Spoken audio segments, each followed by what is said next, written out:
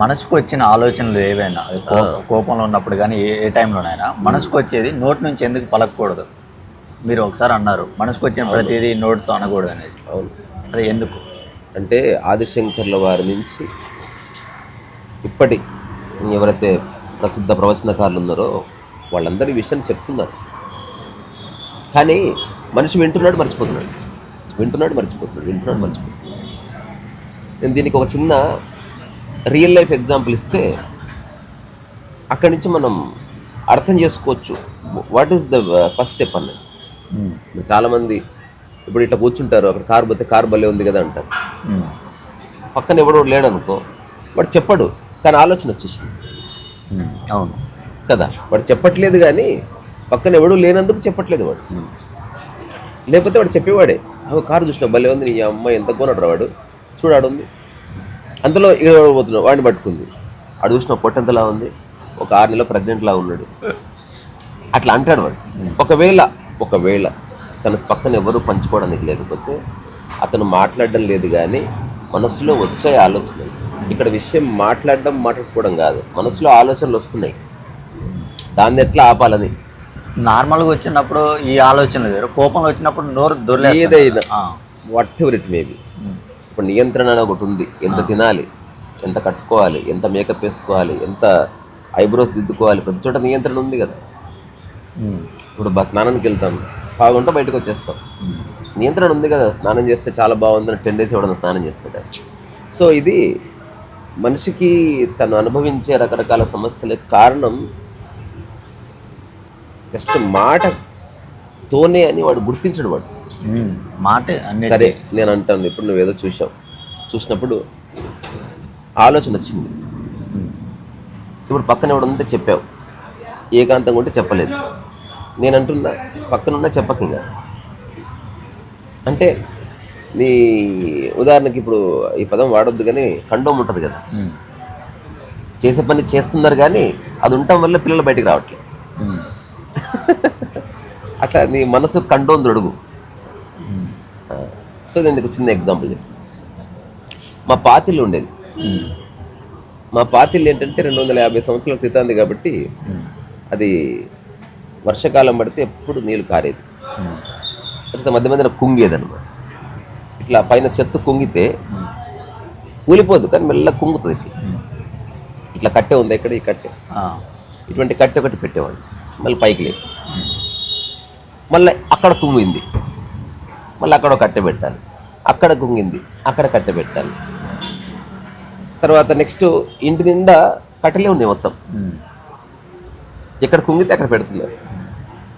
ఒకసారి ఒక ఆయన తీసుకొచ్చారు, ఇప్పుడు ఇట్లా అక్కడక్కడ కుంగుతుంది, దీనికి రెమెడీ చెప్పండి అన్న. ఇల్లు కూల్చేయండి అన్న. అది వీళ్ళకి నచ్చదు. నీ అమ్మ నువ్వు సలహా ఇస్తామంటే ఇల్లు కూలగొట్టమంటున్నావు. ఇల్లు కూలగొట్టడం ఒక్కటే పరిష్కారం. ఇష్టం ఉంటే కూలు కొట్టుకోండి, లేకపోతే లేదు. ఇంకా కట్టెలు పెట్టుకుంటూ పోతే కట్టెలు మిగులుతాయి, మీకు తినడానికి కూడా ప్లేస్ లేదు. మేము ఇక్కడి నుంచి అటుపక్క వెళ్ళాలంటే ఇట్లా దేవాలయంలో క్యూ లాగా ఉండేది. ఇది ఎందుకు చెప్పానంటే సమ్ టైమ్స్ నువ్వు ఏదైతే మార్చలేనని నిర్ణయించుకున్నావు, ఇక నువ్వు మాట్లాడడం ఆపేసేయాలి, నువ్వు చేయవలసిందని. అవును. ఉదాహరణకి దీనికి మనకి అనుష్ఠానం అని కూడా పేరు. ఏదో ఒక చోట యాక్టివిటీని ఆపేసేయాలి. కొన్ని పని చేస్తా ఉన్న పనిలో వద్దు, దీన్ని సవరించే ప్రయత్నం చేయకు, పని ఆపేసి. కానీ మనిషి ఏంటంటే నాకు ఆపేస్తే ఎట్లా, మాట్లాడకపోతే మళ్ళీ ఏమైపోతుందో, ఏమనుకుంటారు అంటే ఎందుకు ఈ రోబోటిక్ లైఫ్ అని అనుకుంటారు అంటే అలా. ఇప్పుడు మెహర్ బాబా 40 ఏళ్ళు మౌనంగా ఉన్నాడు, ఎంత వర్క్ జరుగుతుంది. అది మంచో చెడో, నెగిటివిటీ అయితే కాదు, ఎంత పెద్ద ఆశ్రమాలు, సేవలు, ఇదంతా. రమణ మహర్షి తన జీవితంలో 12 ఏళ్ళు మౌనంగా ఉన్నాడు సంపూర్ణంగా. మిగతా సమయంలో అవసరమైతేనే మాట్లాడాడు. తన చుట్టూ మాట్లాడాలంటే 1000 మంది, మాట్లాడలే. ఇంకొకటి, ఎదుటి వ్యక్తి వచ్చి మాట్లాడినా మాట్లాడలేదు. దానికి ఒకటే, నువ్వు మాట్లాడితే నేను మాట్లాడని రూల్ ఉంది ఏమన్నా, విన్నాను అంతే, అక్కడితో అయిపోయింది. ఎవరో అన్నారు కూడా, ఏదైనా ప్రశ్న అడిగితే రమణ మహర్షి జవాబు చెప్పకపోతే ఆయనకు తెలియదేమో అంటే అలా అనుకుంటే నీకు ఆనందంగా ఉంటే అదే అనుకోన్నాడు. ఆ తర్వాత ఒక 2-3 డేస్ తర్వాత అనిపించింది తెలిసేమో అని. మరి తెలిస్తే చెప్పొచ్చు కదా అంటే నిజంగా నీకు ఆ జవాబు అవసరమా, అవసరమంటే అయితే వేచి చూడండి. అంటే నీవు అనుకున్నట్టు పప్పులు ఉడకవు ఇక్కడ. అవును, మనం అనుకున్న ఓషో తన జీవితంలో 2 సార్లు 1000 రోజులు మౌనంగా ఉన్నాడు. 1000 రోజులు అంటే ఎంత తెలుసా? 3 years approximately. 3 years and 3 years Osho బతికింది 61 సంవత్సరాలు. అందులో బాల్యం అంతా తీసేసి మంచి ఉద్ధృత స్థితిలో 6 సంవత్సరాలు మౌనంగా ఉండటం. ఎప్పుడైతే తను చేస్తున్న పనులు తన చెయ్యి దాటిపోయినాయి అని తెలిసిందో అప్పుడు సైలెన్స్ అయిపోయింది. ఇది ఎలా ఉందంటే 2 పిల్లలు అల్లరి చేస్తున్నారు, ఎంత చెప్పినా వినట్లే. అది చెప్పక ఇంకా వాళ్ళే చేసి వాళ్ళే అల్లరి చేసి వాళ్ళే నాశనం చేసి వాళ్ళే దెబ్బలు దాకించుకొని వాళ్ళే సంకనాకిపోయి అప్పుడు వచ్చి ఆగుతారు. అప్పుడు మాట చెప్పు. అందుకని ఒక వ్యక్తి ఎవరైనా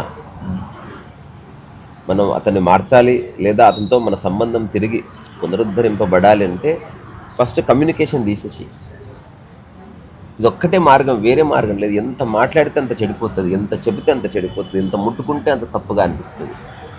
దీనికి ఒక ఎండ్ లేదు, జీవితం అంతా సంఘర్షణలో పడిపోతుంది. అందుకని చేయవలసింది ఫస్ట్ ఆఫ్ ఆల్ ఏదైనా చూస్తే మనకు ఎందుకు ఆలోచనలు వస్తున్నాయని చాలా పెద్ద విచారణ. అందరికి అంత స్థాయి, అంత ధైర్యము, అంత సమయము, అంత ఆసక్తి జీవితం మూలాన్ని తెలుసుకోవాలని ఉండదు. ఉదాహరణకు నేనున్నాను అనుకో, అసలు నాకు ఆలోచనలు రావు. ఇప్పుడు ఆ చెట్లను ఎంతసేపు చూసినా చెట్లను చెట్టుగా చూస్తా కానీ ఈ చెట్టు మన ఇంటి ఉండాలిరా, ఇదొక ఆలోచన. నాలో దొంగ ఉంటే రాత్రిపూట వచ్చి పీక్కపోదాం, అదో ఆలోచన. నాలో ఈర్ష్య ఉంటే మీ అమ్మ అలాంటిది నా దగ్గర లేకపోయాది. నాలో ద్వేషం ఉంటే రాత్రిపూట ఉచ్చబోయాలి దీని మీద అనిపిస్తుంది ఏదో ఒకటి. ఇవన్నీ ఆలోచనలే, అవన్నీ వస్తున్నాయి. ఊరికే చూడు, ఊరికే ఉండు, ఊరికే తిను, ఊరికే పడుకో. ఇది చాలా పరమాద్భుతమైనటువంటి ఆధ్యాత్మిక బోధ. కానీ మనిషికి ఏం కావాలి? శ్లోకాలు కావాలి, కొండలు ఎక్కియాలి, గుట్టలు ఎక్కియాలి, తిప్పాలి. అప్పుడు అట్లయితేనే లైఫ్ అర్థమే. అట్లయితే లైఫ్ అర్థం కాదు, అలసిపోతావు. అంతే అలసిపోతావు. నువ్వు ప్రశాంతంగా ఉండి అన్నీ చేయాలి. రీసెంట్ ఇప్పుడే ఒక ఇన్స్టాగ్రామ్లో ఎవరో చెప్తున్నారు, చక్కగా 3 పూటలు తిన్నారా? తిన్నామండి. బ్రేక్ఫాస్ట్ బాగుందా అంటే చాలా బాగుంది. నిన్న లంచ్ ఎలా ఉంది? చాలా బాగుంది. రియల్గా మీటింగ్లోనే ఒక పెద్ద ఆవిడ చెప్తున్నాను, అమెరికన్. నైస్. నైట్ డిన్నర్ కూడా చేస్తారంటే వెళ్ళే ముందు చేస్తారు. చేయకండి. మనం ఇక్కడికి వచ్చింది మాట్లాడుకోవడానికి, తినకండి ఊరికే పొద్దస్తమానం. జీవితం సంకనాయకపోతే తిని తిని తిని. వారంలో 3 పూటలు ఒక్కసారి తినాలి, అక్కడితో అయిపోయింది. ఊరికి తినకు. ఇప్పుడు ఈ మాట మంచి మాట. యష్నూర్ యోషిమి అనేట ఆయన డాక్టరేట్ తెచ్చుకున్నాడు దీని మీద. ఆటోఫాగి. మన భారతదేశ సాంప్రదాయంలో నిరాహారం ఉంది, ఉపవాసం ఉంది, లేదా మితాహారం ఉంది, లేకపోతే సాత్వికాహారం ఉంది. ఎప్పటి నుంచో చెప్తున్నారు, ఇంకెంత చెప్పాలరా? ఇక్కడ విషయం ఇప్పుడు చెప్పడం కాదు, ఆచరించడమే మిగిలింది. ఇప్పుడు ఒకప్పుడు శంకరుల వారి సమయంలో, పరమహంస వారి సమయంలో ఈ ఇన్స్టాగ్రామ్లో అట్లాంటివి లేదు కాబట్టి ఎవరన్నా ఒక గురువు చెప్తే అతని దగ్గరికి వెళ్ళి మరీ వినేవాళ్ళు. ఇప్పుడు అవసరం కూడా లేదు. నువ్వు ఇన్స్టాగ్రామ్ ఒక రోజంతా చూడు, వచ్చిన 1000 వీడియోల్లో అట్లీస్ట్ 20 వీడియోల్లో జీవిత సత్యం ఉంది, 100% ఉంది. అది గరికపాటి చెప్తారా, లేకపోతే ఒక అమెరికన్ చెప్తాడా, లేకపోతే ఒకటి షార్ట్ రూపంలో చెప్తాడా, లేకపోతే ఎవడన్నా మీమ్ రూపంలో చెప్తాడా? ఇది ఎలా ఉందంటే ఇంకొక చిన్న మీమ్ చూశాను. ఒక అమ్మాయి ఇట్లా 3 పల్టీలు వేసింది. ఒకసారి మళ్ళీ చూద్దాం అని మళ్ళీ పెట్టాడు. మళ్ళీ 3 పల్టీలు వేసింది అని నడుచుకుంటూ పోతున్నాడు. సో చూసే వాళ్ళంతా ఏమనుకుంటారంటే ఇప్పుడు వీడు కెమెరా ఎక్కడ పెట్టి 3 పల్టీలు వేసి ట్రై చేస్తా అనుకుంటాడు. అలవాటైంది మనకి. వాడు ఏమన్నా నేను నీళ్ళు తాగుదామని పోతున్నా, మీ టైం అంతా వేస్ట్ చేసుకుంటున్నారు, తీసేసి చదువుకోకుండా అని చెప్పాడు వాడు.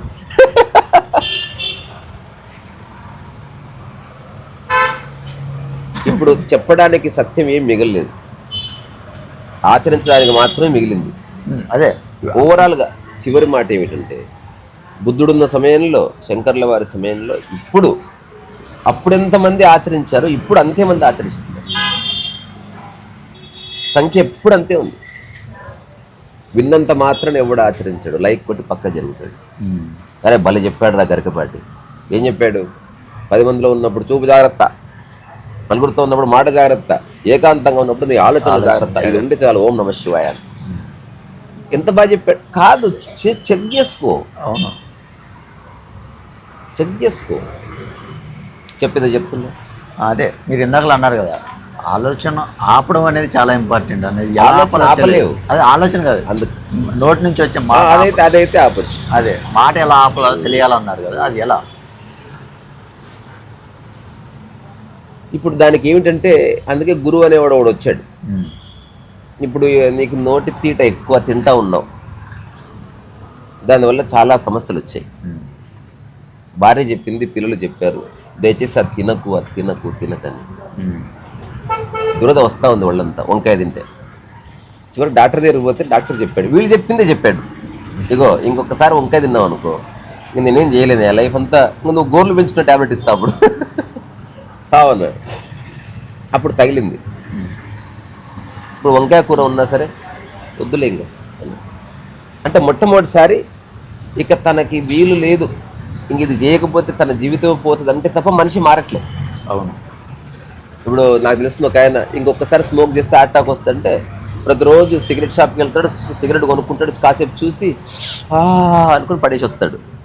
ఎవరు చూస్తే పిచ్చోడు అనుకున్నా సరే తాగాలని ఉంది కానీ తాగితే చస్తాను, డాక్టర్ చెప్పాడు, చస్తానో లేదో కానీ అతను చెప్తే నమ్మకంగా అనిపించింది. అట్లా ఎవరో ఒకరి మాటని ఆధారం చేసుకొని నేను ఎక్కడో చోట ఆపాలి. ఫస్ట్ మాట్లాడడం ఆపి విను. ఎంబడే ఒక ప్రశ్న అడుగుతారు, ఎంతసేపు ఆపాలని.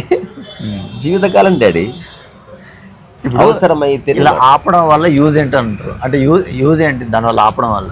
నువ్వు ఆనందంగా ఉంటావు, నీలో అలజడులు తగ్గుతాయి, నీ యొక్క మూల స్థితులైన సహజ ప్రశాంతత కానీ లేకపోతే నిశ్చలత్వం కానీ నువ్వు తిరిగి అనుభూతి చెందుతావు.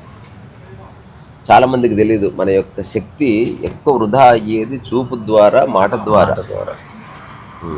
రెండోది, ఆ మాట ద్వారా ఎక్కువ శక్తి వృధా కాదు, కానీ ఆ మాట్లాడడం వల్ల, ఆ మాట జారడం వల్ల, గొడవ పడడం వల్ల అట్లా శక్తి వేస్ట్ అవుతుంది. ఉత్తగా మాట్లాడితే ఎందుకు వేస్ట్ అవుతుంది? ఏమీ కాదు. అందుకని నా కంక్లూజన్ ఏమిటి, ఇంత పెద్ద ప్రపంచంలో ఇంత మీడియా ఎక్స్ప్లోజన్ జరిగిన తర్వాత కొన్ని వేల మంది ఎవరెవరో, ఇప్పుడు ఎవరో గరికపాటి చెప్పింది మొత్తం నోట్స్ రాసుకొని ఒకటి గురువు అయిపోవచ్చు కదా. అది వాడిని వాడు మోసం చేసుకుంటున్నాడు. ఇక్కడ ప్రమాణం ఏమిటి, నువ్వు ఏదైతే చెప్తున్నావో అది నీ ఆచరణ నుంచి వస్తుందా, లేదా ఓన్లీ ఆలోచించి పేరు ప్రఖ్యాతులకు చేసి మళ్ళీ నువ్వు అదే మోసంలో ఉన్నావు. ఇది సెల్ఫ్ చెక్కే ఇక్కడ అల్టిమేట్గా. అవును, చాలామంది అనతి కాలంలో గురువులుగా చెలమని పొందుతున్నారు, చూస్తుంటే కార్లు ఎక్కి తిరుగుతున్నారు, వాళ్ళ మీద చిత్రాలు వచ్చేస్తున్నాయి, వాళ్ళ అనుగ్రహ భాషణాలు చేస్తున్నారు, పెద్ద పెద్ద వేదికల మీద మాట్లాడుతున్నారు. కానీ వాళ్ళ జీవితం అట్లా ఉందా? వాళ్ళంతా దీనికోసమే చేశారా? తెలియదు మనకి. సరే, నష్టం లేదనుకుని వదిలేస్తాం. నేనంటాను, ప్రతి వ్యక్తికి అంతరంగంలో తెలుసు వాడేమిటని. అందుకని అంతరంగంలో నువ్వు గుర్తిస్తే ప్రశాంతతను మించిన సంపద లేదు. ఒకటి గుర్తుపెట్టుకో, ఈరోజు పొద్దున్న ఒక చిన్న పోస్ట్ కార్డులో చివరిగా ఒక మాట చెప్పిన, నువ్వు ఏమన్నా చెయ్యి, ప్రశాంతతనే మిగిలాలి అంతే. ఇంకా ఉదాహరణ, నువ్వు వంట చేస్తున్నావు, ఏమన్నా చెయ్యి, రుచి మిగిలాలో వద్దా? అంటే నువ్వు తరుగు, ఇసిరేయి, వేపు, కలుపు, ఏం చేసినా దేనికోసం చేస్తున్నావు? రుచి కోసమే చేస్తున్నావు. రుచితో పాటు ఆరోగ్యం కూడా మిగిలాలి. అట్లా నువ్వు ఎవరన్నా ఒక వ్యక్తిని కలిసావు, గంట సేపు ఉంటావా, 10 hours ఉంటావు కదా, ప్రశాంతత చివరికి మిగిలాలి, బయలుదేరుతుంది.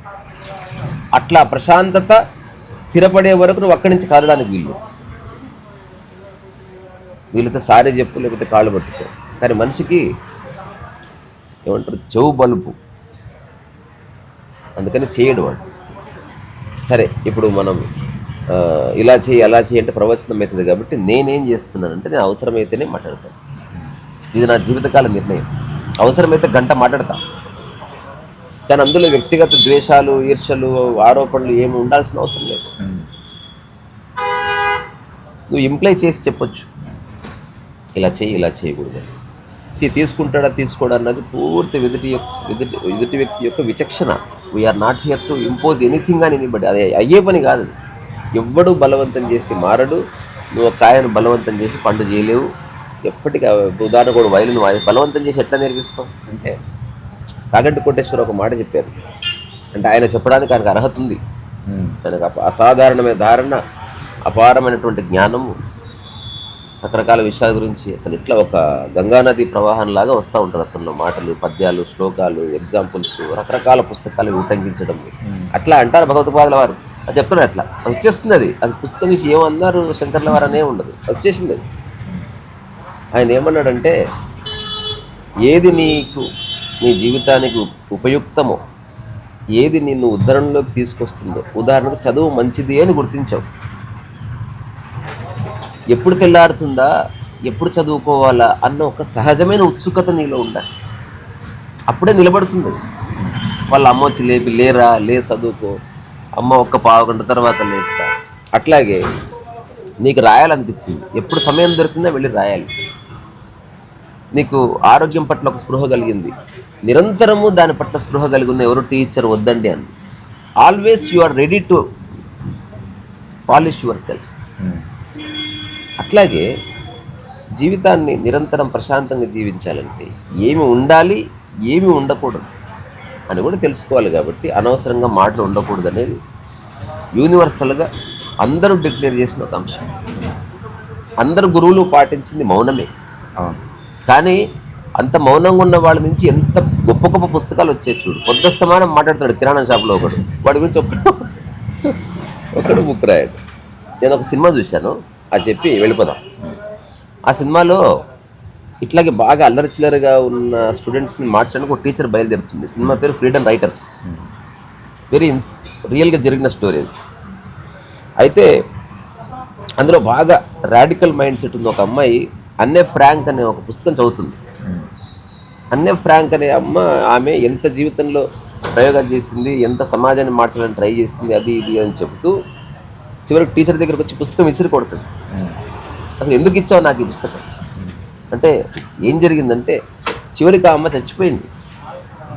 అంటే నువ్వేం చెప్తున్నావు, ఎన్ని మంచి పనులు చేసినా చచ్చిపోతావని చెప్తున్నావు, ఇట్లాంటి పుస్తకం నాకు ఎందుకు ఇచ్చావు, బోర్డు పుస్తకం అంటే. అప్పుడు ఆ టీచరు ఆ పక్కన స్టూడెంట్ ఒక మాట ఉంటుంది, మనలో కూడా చాలామంది కాల్పులో చచ్చిపోయారు, మన బంధువులు చచ్చిపోయారు, అన్నే ఫ్రాంక్ కూడా చచ్చిపోయింది. కానీ మనలో ఒక్కరి గురించి ఎవడన్నా బుక్ రాశాడా అంటే, ఒక మనిషి చావు, జీవితం, ఎవ్రీథింగ్ రాయబడ్డదంటే అందులో ఎంత క్వాలిటీ ఉంది. ఇలాగ అందరం చస్తాం, కానీ ఆ చావు నెగిటివిటీలో లేదు, అందులో చాలా పాజిటివ్గా ఉంది. అందుకని చచ్చేలోపు 1,00,000 సార్లు చావకుండా మనం జీవితాన్ని ఆస్వాదించాలి. అందుకని మాటలు ఎట్లా, ఆలోచనలు ఎట్లా రాకుండా ఉండాలన్నది ఇది 1,00,000 టాక్స్ విన్న అర్థం కాదు. ఇది ఓన్లీ నువ్వు నిర్ణయం తీసుకోవాలి. దానికి ఏమిటి, చూపు నాపితే ఇంద్రియాల నియంత్రణలో పెట్టుకుంటే ఆలోచనలు అయిపోతాయి. నువ్వు ఒక 1 మంత్ కళ్ళు మూసుకో, 1 మంత్ మాట్లాడకు, 1 మంత్ దేన్ని తాకకు, ఆ తర్వాత 1 మంత్ రుచి లేని ఆహారం లేదా రుచిని పట్టించుకోకుండా తిను, 1 మంత్ ముక్కు మూసుకో అంటే స్మెల్స్కి దూరంగా ఉండు, 1 మంత్ తర్వాత నీ పేరు కూడా నీకు యాది కాదు. ఇది జోక్ కాదు, అది అలా చేయటం జరగదు కాబట్టి అందుకని నోరు మూసుకో. అంతే కదా, ఏం చేస్తావు. ఇప్పుడు స్వీట్లు అంటే ఇష్టం ఉంది, చేయి కట్టుకోమంటారు. అందుకే నువ్వు వదిలేస్తే తింటావు. కొందరు దూరం వెళ్ళిపోతారు, మీరు తినండి రా బాబు నేను తర్వాత వస్తాను అంటే, వాడు అక్కడ ఉంటే నియంత్రించుకోలేడు కాబట్టి వాడు కొంచెం విజ్ఞత ఉంది, వాడికి దూరం వెళ్ళాడు.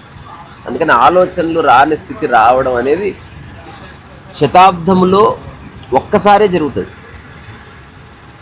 రేషియో అంత తక్కువ, కానీ ఆలోచనలు వచ్చిన దాన్ని ఎక్స్ప్రెస్ చేయకుండా ఉండడం అనేది కొన్నిసార్లు జరుగుతుంది. తర్వాత ఇంతకుముందు చెప్పిన ఒక మాట మళ్ళీ చెప్తాం, మీరందరూ జ్ఞప్తికి పెట్టుకోండి, వినేవాళ్ళు ఎవరైనా ఒక్కరైనా సరే. ఈ టెక్నాలజీ ఉండి ఇన్ని లక్షల వీడియోస్ వస్తూ ఆధ్యాత్మికత గురించి రకరకాల చర్చలు జరుగుతున్న ఈ రోజుల్లో, అట్లాగే ఆదిశంకర్ల వారు, రామకృష్ణ పరమహంస, లేకపోతే రకరకాల జన్ సాంప్రదాయాల్లో అప్పుడు ఏ మీడియా లేని రోజుల్లో ఆచరించే వాళ్ళ సంఖ్య ఎప్పుడూ ఒకటే. విషయాన్ని అర్థం చేసుకునే వాళ్ళ సంఖ్య ఆ రోజు ఎంత ఉందో ఈ రోజు అంతే ఉంది. ఇప్పుడు ఎక్కువగా మాట్లాడుతున్నారు, షేర్ చేసుకుంటున్నారు, లైక్ చేసుకుంటున్నారు. ఆల్రెడీ ఇంటలెక్చువల్గా తెలుసు కాబట్టి గరికబాటన్న దాని గురించి నువ్వు 1 గంట సేపు చెప్పొచ్చు. విషయం అది కాదు. నీవు అవగాహన కలిగి దాన్ని ఆచరించి దాన్ని సార్థకం చేసుకుందామా లేదా అన్నదే ప్రధాన అంశం. You are not here to impress anybody, you are here to live your understanding అనేది ఒక అబ్జర్వేషన్ అంతే. సో ప్రస్తుతానికి ఇంతే. బాగుంది కదా, చేతులు లేకపోతే ఎట్లా తీసేవాళ్ళం అసలు. అక్కడ అక్కడెక్కడ సరే మరి బాయ్ బాయ్.